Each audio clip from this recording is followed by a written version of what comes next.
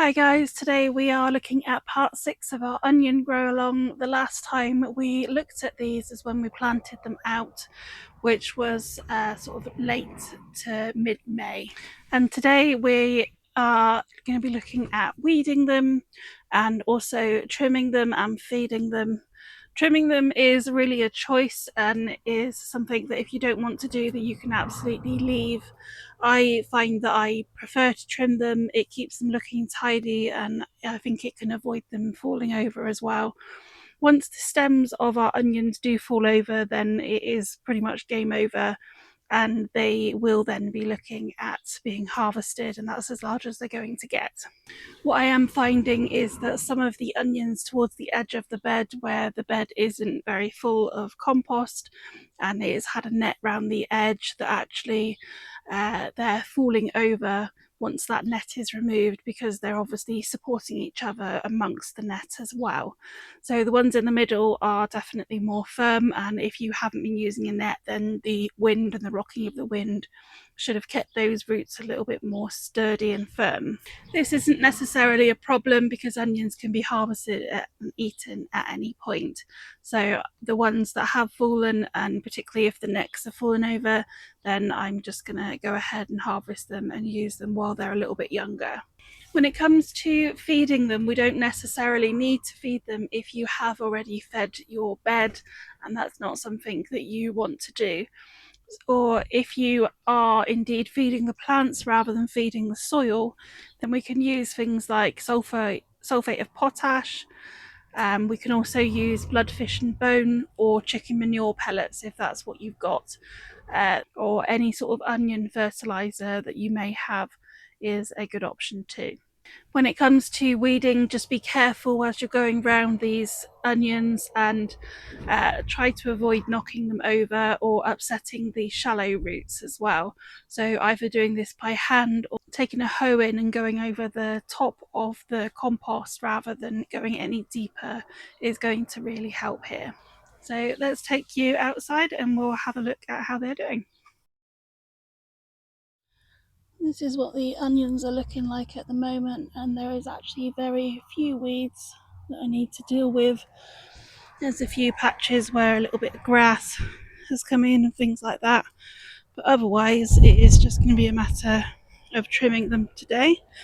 So there's some of the grass down there on the multi-zone onions, but they are coming to a really quite nice size now. I'm really pleased with them. I think they probably quite enjoyed all of this wet weather. So all we're going to do is gather all of the leaves from that plant and then just chop across the top.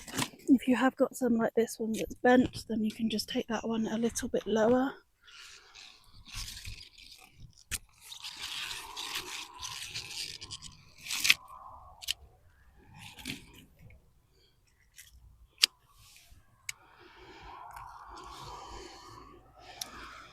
This also gives us a good opportunity to inspect the leaves and make sure that there is no obvious issues or pests causing any problems.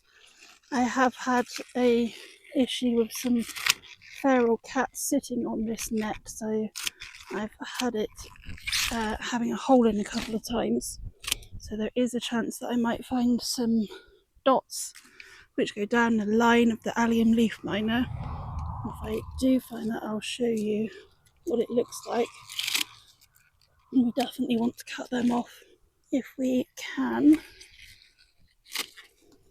This is what I've chopped off of half the bed, and so far there's no signs of any allium leaf miner.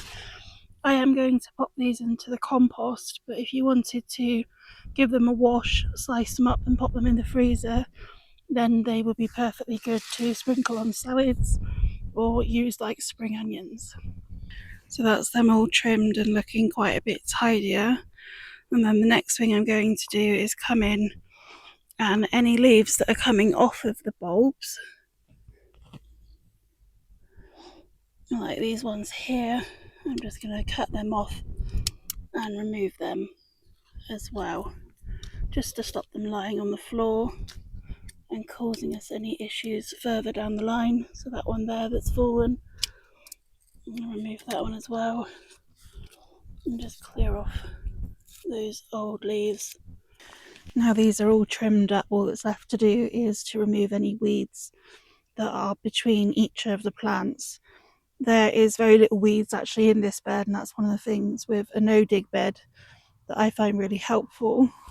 And they pull up really easy just by hand and just shake off any of the compost.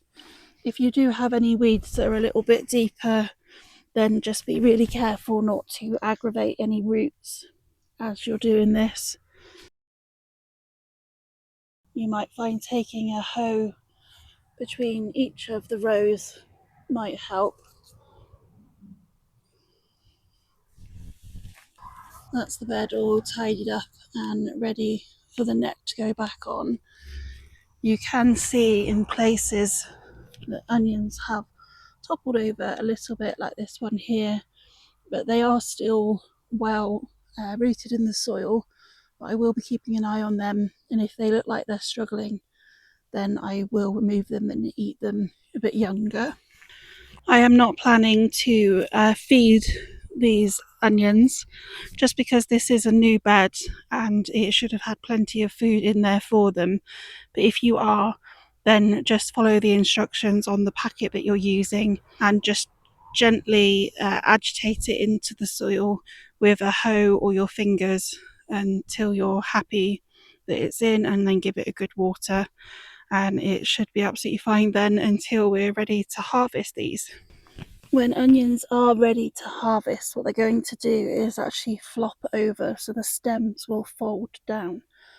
And at that point, there is no more energy going into the bulb, making it any bigger. So that's what we're going to be looking out for next.